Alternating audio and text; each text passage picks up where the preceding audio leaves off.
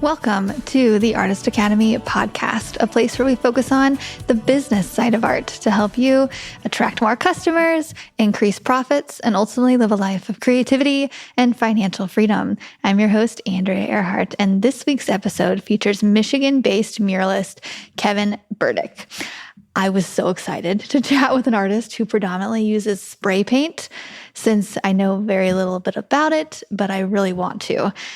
I was surprised to hear that Kevin uses acrylic spray alongside a roller with latex. Rollers and brushes I know all about, but combining it with spray paint, I don't know why I never thought about this before. Basically, he rolls a base coat and then uses a mix of airbrush and cans to spray on top of it to get that just effortless blend. I ordered some Kobra and Montana Gold cans directly after closing out this interview. I can't wait to try it. So I expected to get some spray tips from this conversation, which I did, and you will too. But what I didn't expect to come away with was a reminder that I paint for the love of it and not just for the profit. Kevin loves what he does, and it really shows in his work. His spray murals have so much energy and movement and bright colors. They're just so alive. They pop off the wall. I really think you're going to enjoy this interview. But let me know what you think of this week's episode with Kevin Burdick. Hello, I have Kevin here with me today, and I'm so excited to ask you all the questions about spray painting and how you started your business and all the things. And first off, for anybody watching this live, I have the link to his Instagram. So you guys want to go check out his cool stuff. It looks so good.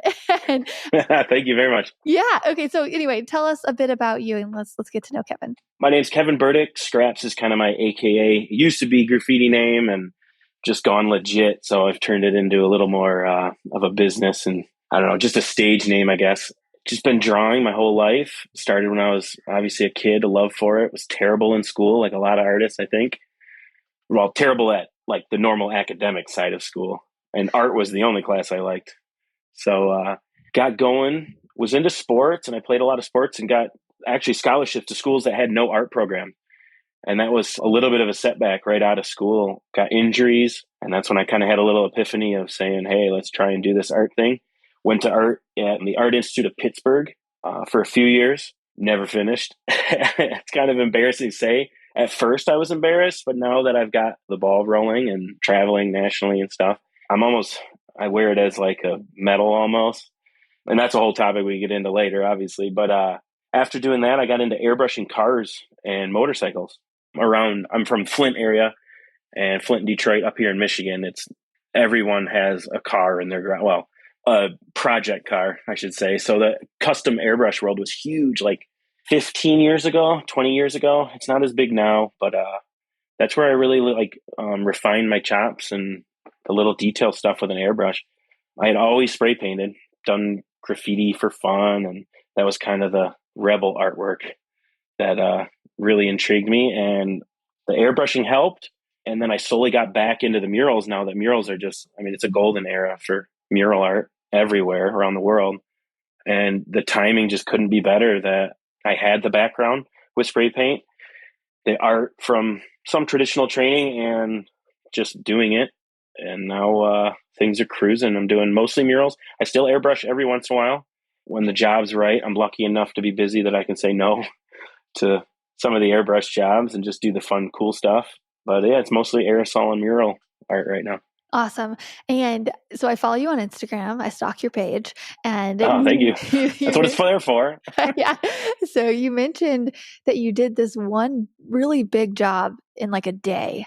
And I'm a pretty fast painter, but I was like, I can't do that in a day. It was probably, a recent one I think I did for a window tinting company over in Lansing. And the beauty of that one was the owner was like, hey, here's a budget. This is what I have to spend. It wasn't a ton. It's enough for a day. I mean, very good for a day. How much was it, can I ask? $1,000. Okay, yeah. That's kind of my minimum. Unless, obviously, as an artist, you do friends, family, and that kind of stuff. You hook them up. But usually about 1,000 is my daily minimum to get over and do something cool. And it's more intriguing because the owner had seen my stuff and was just like, hey, this is kind of what we want. You do your thing. We're not going to put any restrictions on you and go to town. And that's how I can really work fast and do, I think, my best work when I'm like, just go instinct on it. Yeah, for sure. And I imagine just the spray materials in general that helps you to Yep. work pretty It goes quickly. quick. It really does. Once you learn the tips and techniques of spray cans, it really helps. And there is can control. It takes years. It's not something you're going to learn overnight, messing with the cans. But the cans nowadays are pretty fancy, low pressure. They're like a big airbrush. After a little work with the cans, you can really cut down on fades that you would be working with a brush for a couple hours. You can do in 2 seconds with one nice, clean, smooth spray with a can. All right. What products are you using? I use mostly Kobra spray paint with a K. They showed us a ton of love here at the Flint Art Project the last maybe 4 or 5 years. They give us deals on paint and they share everything on their page and they're huge supporters.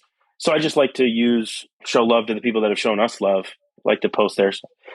Obviously, I use a little bit of everything. My other favorite brand is Montana. Their spray paint's really good. Montana Gold is very good, but 75% Cobra. And then there's times where I just can't wait for an order. So I'll go to up here in Michigan I think it's the Northeast. We have Dick Blick.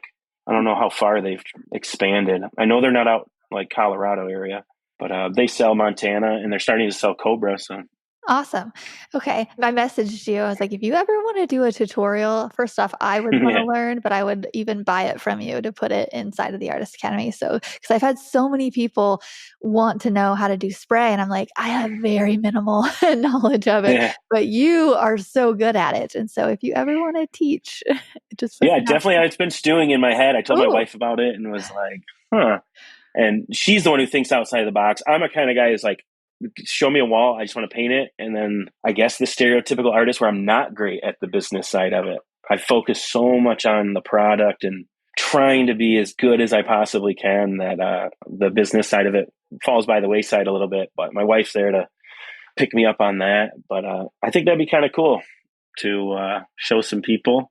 Some of the stuff that we get used to as spray painters is such a eureka moment for somebody that's never sprayed. And it'd be cool to show some of those tricks. But then also in the graffiti world, it's kind of one of those, you got to be in the club type things. You got to just go out and do it. So I definitely encourage people to just go do it, but a few tips wouldn't hurt. Yeah, definitely. Because I do acrylics and latex, so I use a really big brush, and I feel like I pretty much got that down. But I don't know the process of doing spray. Like, do you do layers? What do you do? Darks first? My favorite is I'll roll. I'll still use exterior house paint, the classic stuff you buy at Sherwin-Williams, Home Depot, whatever. For a majority of the background, any large blocking in, they call it when it's traditional art, to get the main gist of the color of the whole mural down. So maybe 20 to 30% of it is actually roller paint. And you're not trying to make it look great, obviously, with the roller, but then you go in with the airbrush. It would be hard to explain. I guess I work light to dark with skies and then dark to light with other things. That's $1 million question. I don't even know how to kind of go to town. Okay, so you're using rollers, so like latex paint, and then Yep, I still use latex paint. You do want to let that dry good, because if that latex paint is still wet underneath and you spray paint over top, that dries so quick because it's a solvent-based paint that you're creating a barrier, and then that latex, the water hasn't evaporated, and it'll actually get trapped and bubble up and do some real funky stuff. So that's a major tip, is if you are going to use latex background, give it a good, I don't know, I mean, even a few hours usually, but maybe possibly a day if you're it's not in the sun or something, or it needs some time to dry. That's amazing. So I actually never even thought about using both. I kind of thought it was like one or the other. No. Definitely use both. I use a little bit, and then some murals, not the big stuff, I won't use my airbrush on, but lately, maybe the last year, I've started for final details, I will actually spray paint. I don't even know if I should say this. I spray paint right into my airbrush and then use a little bit of lacquer thinner to dilute it down, just so that it's a little thinner. So in my airbrush, because the airbrush is such a fine hole where it sprays out that you need it pretty thin. So I do that, and then I can use any color that I have in my arsenal of spray paint, which I usually have about 200 colors.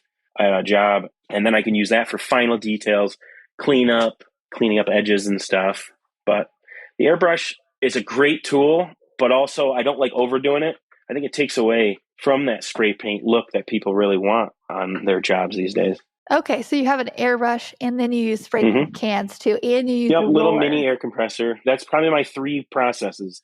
Roller, latex background, or if I'm doing a big wall, big building, I'll be using an airless sprayer, what they use to spray houses and stuff. So I have that. Then the middle details are spray paint, and then sometimes I use a little bit of airbrush. I feel like it's cheating, and I'm going to get hated on. No, people think projecting is cheating too, but really it's Yeah. Oh, that's a whole. Yeah, I'll get into that. Yeah. No projectors. I never use projectors. Oh no. Okay. Well, I cheat using projectors, so there's really nothing you could say.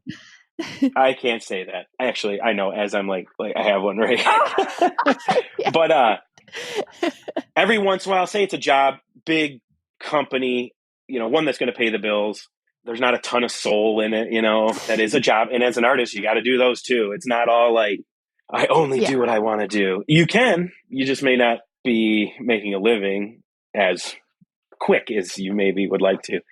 So I will use a projector here and there for certain things. It's a tool. You're right. So when it comes to graffiti and street art jams or mural jams, if I'm going to a mural fest, no projectors. Really? It's all, Okay. I think it's more about respect between different artists, because I'm trying to gain respect from these big, huge artists that I look up to. And they see that I'm just sketching and drawing using a grid or a doodle grid. I feel, and who knows, this is all could be just in my head, but I feel I get more respect from the cool artists. Oh, see, I've never been into a festival like that, so I wouldn't know that tip. So that's that's kind of a thing from the graffiti world, is that like I would rather see an artist do something from their soul and it be off a little bit and know that that was their art from their head and heart than somebody that just projects a full thing and then they color it in. But that's why I dish out my respect. Okay, I got you. So all I'm saying is make it your own. Even if you are using a projector, I just hope that you put your own twist on it, whoever you are. Yeah, for sure. Yeah. Even then a projector, I mean, it just kind of helps me like, okay, this goes here and that goes there, but there's no really like fine line. Exactly. Anyway. But yeah, so we have a comment here. I think this is Austin. I can't see who it is exactly, but he says, I'll come up and learn firsthand, and he can videotape for you. Austin's really good at doing the social media. Heck yeah. And whatnot. But yeah, if you guys wanted to collab and just really any next project that you have, that's how I started doing tutorials. I had a project and I had somebody come on and I was like, just ask me questions and like video me and stuff, because I don't even know what to say to you or like what questions you have. And then we just kind of made it into perfect stuff. No, I love it. And I love that you're doing this stuff. I don't have the energy, I guess. I don't know. And I love that, there's a little bit, everybody's doing something to move this whole mural vibe that's going on in the world right now, moving it forward and making it, I don't know, a respected era in art. When you look back, there was the cool retro 60s and the, stuff in the 1800s, the expressionist stuff. And I feel like we are creating this is our little era of the street art and mural world. Yeah, you're definitely right. There is some kind of fad going on right now where everybody wants murals and people will pay for them. And I'm like, how long is this wave gonna last? To like, hopefully, I mean, really, like as long as we keep pushing and creating cool stuff, and there's still walls. For sure. I mean, there's a lot of walls everywhere. Yeah. Always paint for fun too. I don't know. Like that's something I wanted to say was that like there is the business side of it, but I always encourage like new artists that are trying to start in the mural world. Not every job is a home run. You will get those, but still paint for fun. Like when you turn your hobby into a business, it's kind of a weird dance to keep interested in. Yeah, for sure. Yeah, I find that if people are paying for it, that typically gets put to the top of my list. I'm like, okay, yeah. And then all of my side projects go to the bottom. And then after a while, I'm like, what happened to that? Like, I just need to get back to that. You do. You get a little burnt out. And that's I do. I really try. And that's what these mural festivals are. And I really highly recommend applying for some. Every city's doing them now. It's crazy. I'm doing one in a little suburb of Indianapolis in 2 weeks. Suburb in Texas. They're not even these major cities, like even little towns. They have a lot of money to put towards beautification of their towns. that usually goes to planting flowers and stuff, which is good.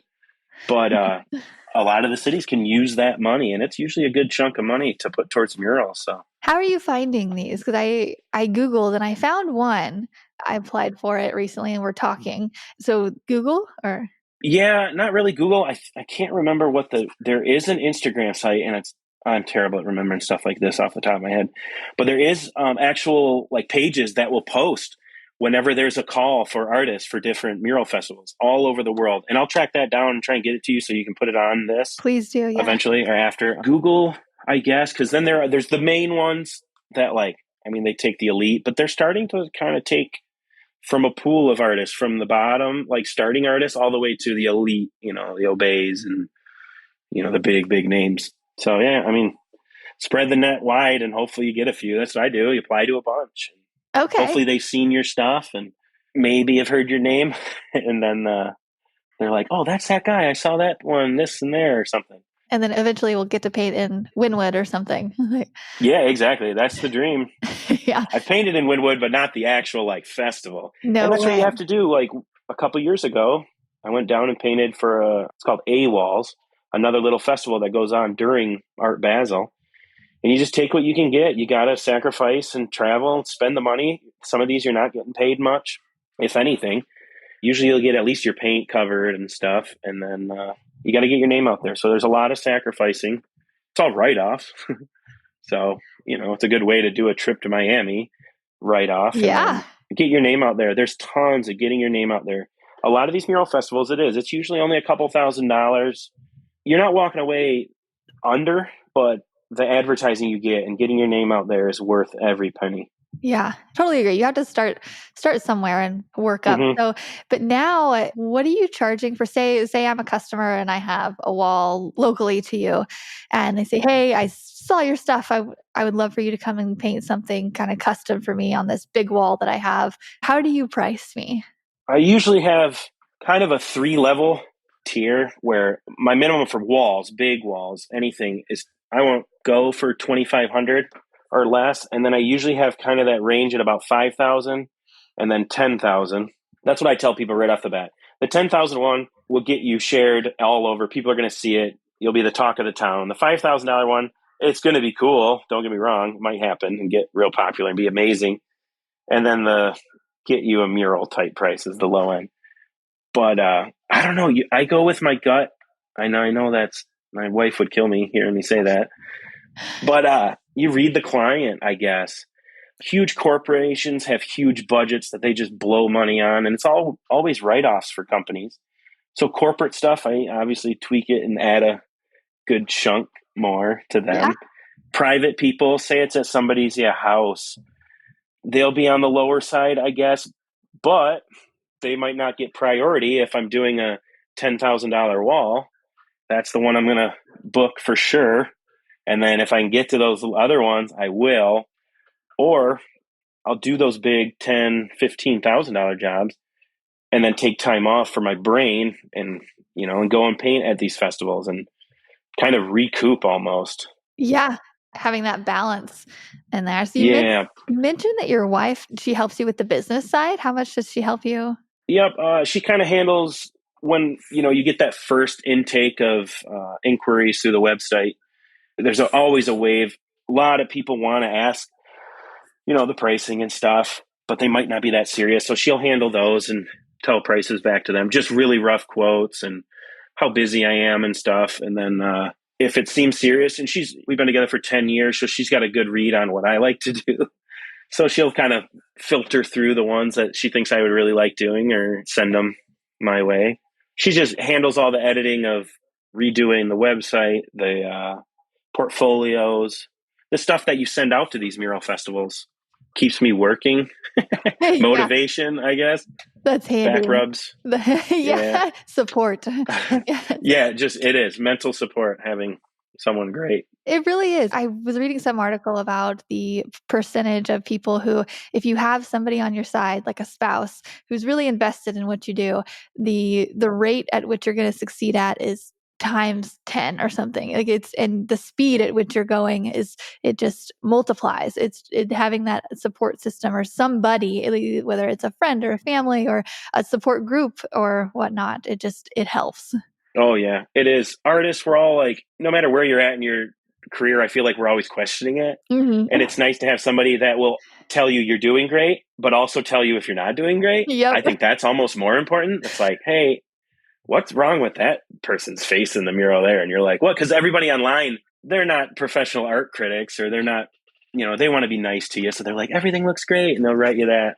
And it's almost a false gratification. And then you need somebody to kind of be like, that one's a little off. And it's, yeah. I do appreciate it eventually. Yeah, for sure. Yeah. I'll have my husband look at it. I'm like, do you see anything wrong with this painting? I won't even say what it is. I'm like, does it look okay? He's like, that spot looks weird. I'm like, dang it. Okay, yeah. Yeah, and that is good. I know it's hard as artists because we all think we're terrible, but we also think we're the greatest artists in the world in a weird conundrum. So it's good to have somebody, that you trust to tell you stuff like that. I guess that's maybe the best part of having that good support. Yeah, for sure. So we have a quick question here. Somebody asked for fluorescent spray paint colors. Do you use fluorescent colors? And they mentioned that they fade really quickly. They do fade. The UV in them, I don't know why, but if it has something to do with the tint that they use in them, they fade quite a bit. I just did one, no joke, yesterday where I was going for that glowing Tron almost look of these panels on a futuristic. It looked mechanical. It was a car spray booth that we painted to make it look like really like fancy or futuristic. I like getting the effect from colors, starting with a dark color and then working your way up to the brightest, almost close to white to make it look fluorescent. Check out Adam Fu. Okay. Adam Fu, I think, or something on Instagram. He does just neon stuff. That's amazing. But yeah, the colors, whoever they asked, they're definitely right. The fluorescents don't last well. Reds fade quicker, just like any paint. Reds are going to turn to pink after maybe 6 or 7 years, which is still pretty good. The spray paint that we use, the high-end mural stuff, it has UV protectant in it, and it lasts. It's almost like automotive paint that's not going to fade. If you buy a bright red from Home Depot and a Behr paint or something, that red's going to fade pretty quick. 2 or 3 years, it's going to start turning pink. But the spray paint is definitely. With that said, it's also much more toxic. So definitely make sure you're aware of wearing like really good respirator. It's no joke. Especially me, I'm around it a lot. So I'm like real mental. I buy new cartridges at least once a month because the cartridges do go bad. The carbon in them, they actually get clogged with paint. So a lot of people get a mask and I'll see them and they're so dirty and gross. And I'm like, when's the last time you changed those? And they're like, oh, I bought it a couple of years ago. I'm like, that thing's not doing anything.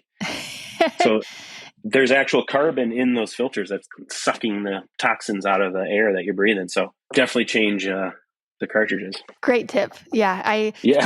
One time I painted a bathroom pink and I spray painted it with glitter and I didn't use a mask I legit got dizzy. I had to go outside and sit. I'm like, I know better. What am I doing? This is a while ago. But obviously there's times where I'll get excited about a job and I'll start painting and be like, oh damn, why I don't have my mask? Like getting nasty. So it does happen obviously, but the more the better. It's nothing like, latex has a smell, or acrylics, there's a smell, but it's nothing like, spray paint. You do need major ventilation.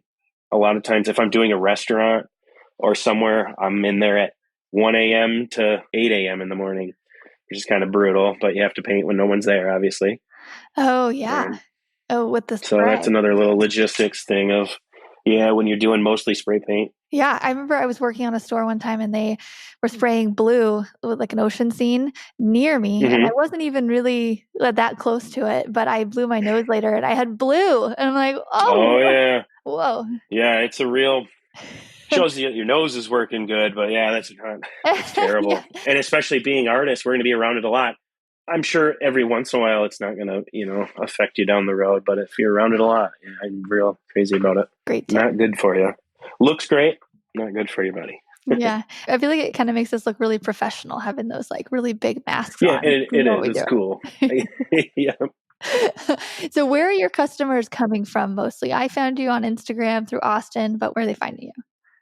Another thing I love about Murals is their own billboards. Once you're doing large scale stuff outside, people are going to see them. If it's quality, they'll want it. That's why, really refine your designs and work on making sure that's as good as you can possibly do. Be proud of it, and it'll spread. Treat customers right. They'll spread the word. Usually someone will go into a building. If you haven't put your name, usually most artists will at least put their Instagram, sometimes website, or just name so they can find you on that. But I don't pay for any advertisement. I do have a website, pretty basic, just a portfolio, bunch of photos. Yep. That helps. But it's mainly, I think, word of mouth, Instagram. I have enough around here in Michigan that they're kind of self-sustaining, getting the businesses or getting known. But nationwide, I don't know. I guess Instagram, but I'm terrible at it. I'm not a guy that posts every day, all day with stories and stuff. I'm trying to do better about that. But I feel like if you don't need to, if it's working, then. Yeah, that too. I don't want to rely on it, but a lot of the festivals, they will. I have a chip on my shoulder. Like they'll look at your followers. I feel like they'll look at your followers before they look at your artwork. But that's probably just me. No, I feel like there's something to that. Yeah, people will see a little bit, but also I have gotten into big festivals with some big names, and I have nothing compared to them. So there are some that are like, I hope my art is getting me into these things, Yeah. So that's what I tell myself. Yeah, for sure. As we wrap this up, do you have any last minute advice for artists who are trying to make it in the spray painting world or mural world in general? We have a lot of people who listen to this who are just starting out, hoping to go full time, and they're like, how do I make this happen? Yeah, start, but don't freak out if it doesn't happen in the first few months or something. I started painting when I was 18, professionally airbrushing cars when I was 22. While I was still kind of in school. And I mean, there was a good 10, 15 years. I was making enough, but I was still living in and out at home, moving around, not making a lot of money. It was a good 10, 15 years. I'm lucky I started right early, so I got through that rough era. And, the last 10 years have been good. It does take time. Every once in a while, somebody just blows up. It's awesome. You're living in a great time right now for mural artists. Yeah. There's tons of work out there. One for the soul, one for the dough. That's what I always say with murals. Do one for the money. We live in a society where we need money to live. And then also do one for the soul, keep you happy and loving art. Do whatever you want to do because you are going to be restricted until someday, hopefully you get to a point where you're a huge artist and you only paint what you want to do and then people throw money at you. That's the dream. Yeah. But don't be afraid to start. Yeah, I think that really shows in your work too, because there's several that you're like, wow, you really know what you're doing, and that's a lot of color, and it's just eye catching. And I feel like the stuff that we like to do and then we don't get paid as much for, I find that that's almost the most shared stuff. Even though I didn't get paid for hardly anything for that, but it was my idea, whether exactly full of color. My mural festival stuff. Yep, yeah. The stuff when I know what I think is cool. And I'm really in a flow and I'm excited about it. And I'm not even tired when I'm painting it, because I'm so into it. It has taken over my brain. I'm like a little kid again, painting, loving it, excited to see what it's going to be when it's done. Or no, I know it's going a good direction. Those are the ones that do. They get blown up and I love that. And then the ones, the business ones, they are what they are. I still love them in a way. And you have to keep that standard up so that you keep getting jobs, no matter what the job is, even if it's not fun. There's days even when I wake up, I'm going to paint for a living and I'm making really good money. And I'm still just like, I don't want to go to work because it's work still. Yep. But I just step back and take a look and be like, oh, I'm not going into a cubicle to work or I'm not sitting in traffic or anything, every day. So very lucky. Yeah. Try your best. Don't be hard on yourself. I think, like I was saying, it doesn't happen overnight. Every painting you do isn't going to be amazing. I have tons of terrible artwork. I just don't share it, I think that's something kids need to hear, that every drawing you do, you're going to have 10 terrible ones for every 2 or 3 runs that I think are awesome, maybe more. And I have piles of just you look back and you're like, what was I doing? But it's all part of that process, Yeah, for sure. Is there ever any kind of projects that you do for a company where you're like, you want that really? And then you don't share it? Rarely. I think I'm a point in my career where they come to me and they've seen what I do. So they give me ideas and then I take that and put it into my own style so that I would enjoy painting it. Great. So lately, no, but yeah, I'm sure there was tons of stuff I wouldn't share. Or I was even embarrassed. You feel like you're a sellout as an artist or, this and that. And that's a huge debate in the world. Like, oh, you're doing it for the money. It's like, well, yeah. And I'm doing it because I love painting. Trying to do both.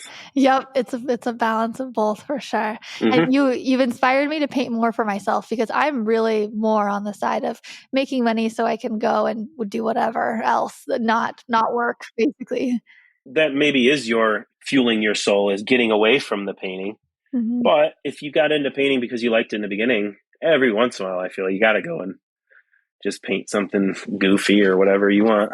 So true. Yeah. You very much reminded me of it and have talked me into it. So I'm going to go do that. And I hope other people take it from that and do that as well. Definitely. Because those paintings still help you in your commercial stuff. Yeah. Like you try something new, fun, and then that will help you, it's just more practice. Thank you so much for coming on and sharing everything. It's been awesome to talk to you. And yeah. Thank you for noticing my art and letting me use your platform to get out to more artists and stuff. I appreciate it. Yeah, for sure. And we will be looking forward to that tutorial at some point. All right. It's cooking. Yeah. It's cooking in here. I'll be stalking you on Instagram until then. Cool. Thank you. And that's a wrap. Thanks for listening to another episode of the Artist Academy podcast. And if you like hearing interviews just like this in your ear, if they inspire you, then I want to encourage you to go download the Audible version of my new book, Mural Money. It's a condensed version of basically all of the best tips given here on the podcast from guests, plus my own words of wisdom to help you get started in any art industry, plus stories of some hard lessons learned that I have never told before. You can pick up a copy at muralmoney.com. And again, I highly recommend the Audible version. I put a lot of tender love and care to make sure the Audible was extra special. It had some extra goodness in there.